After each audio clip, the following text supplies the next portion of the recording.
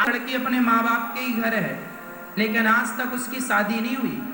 उस समय अच्छे अच्छे लड़के आ रहे थे विवाह का, सुंदर भी थी, पैसे भी थे माँ बाप के पास, सबको इज्जत भी थी, सब था, लेकिन कलंकित हो गई ना, किसी लड़के के साथ भाग गई। अब कौन करेगा इस लड़की से शादी? अब सारी जिंदगी इस पश्चाताप से गुजर रही है, क्यों गलती की, क्यों? लेकिन इस क्यों का उत्तर अब किसी के पास नहीं। अब बहुत देर हो गई, जब समझा रहे थे सब तब तुम्हारे कान फूट गए थे, और अब क्या हुआ? अब सारी जिंदगी केवल रोने के सिवा कुछ नहीं। इसलिए मैं हाथ जोड़ के अपनी बहन बेटियों से निवेदन करूंगा, शादी विवाह किसी से भागकर नहीं करना चाहिए। अरे इज्जतदारी से करो, ऐसा विवाह करो लड़का बारात लेकर आए, तुम्हें इज्जत के साथ लेकर जाए। इज्जतदारी से विवाह तब माना जाता है जब बारात आए और तुम दुल्हन बन के जाओ। और भाग जाना मतलब चोरों की तरह भागना, ये कोई शादी विवाह? भाग के कब तक भागोगे? और भागे तुम चोरों की तरह भागे हो तो याद रखना, चोरों का सम्मान भारत में नहीं होता। चोर का सम्मान करेंगे आप? मैं तो नहीं करता चोर का सम्मान, आप लोग करें अलग विषय। फिर चोरों की तरफ तुम शादी करोगी मेरी बहन, तो तुम अपने आप से पूछो, क्या तुम अपने आप को इज्जत दे पाओगी? अरे भाग कर आ गई, जमाना कहेगा अरे ऐसी लड़की थी 2 कौड़ी की, भाग के आ गई। उन्हें लड़कियों को 2 कौड़ी की लड़की कहा जाता है जो भाग कर चली आती हैं और चली जाती हैं। कोई तुम्हारी इज्जत नहीं करता, ना रिश्तेदार इज्जत कर, अरे फलाने की बहू भाग के आई है, हाँ घटिया है, 2 कौड़ी की है, भाग के आ गई।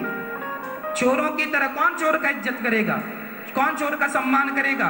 तुम्हारे बच्चे कल को बड़े होंगे, पूछेंगे माँ पापा के संग भाग के आई थी, रिश्तेदार बता रहे हैं। तब तुम्हें अच्छा लगेगा जब तुम्हारे बच्चे कहेंगे?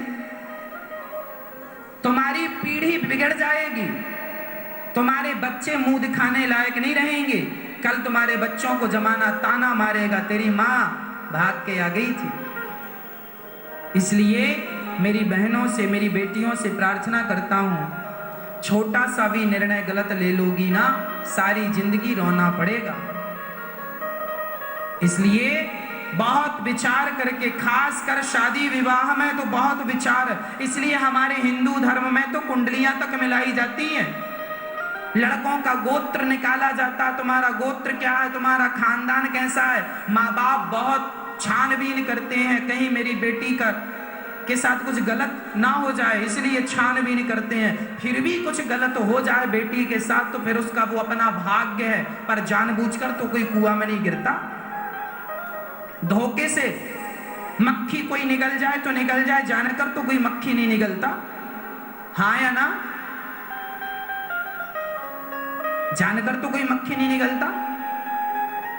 बस प्रार्थना करता हूं, अपना चरित्र ना बिगाड़ लेना, ना घर की रहोगी बहनों, ना घाट की रहोगी। ये जमाना तो तुम्हारी इज्जत लूटने ही बैठा है।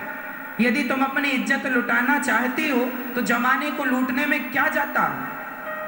इज्जत को बचाना तुम्हारा धर्म है, तुम्हारा फर्ज है। जमाना तो बैठा ही है। इसलिए हमें ये निर्णय लेना है कि हमें पढ़ना है या प्यार व्यार के चक्कर में पढ़ के अपनी पढ़ाई भी और अपना चरित्र दोनों बिगाड़ना, वो आपका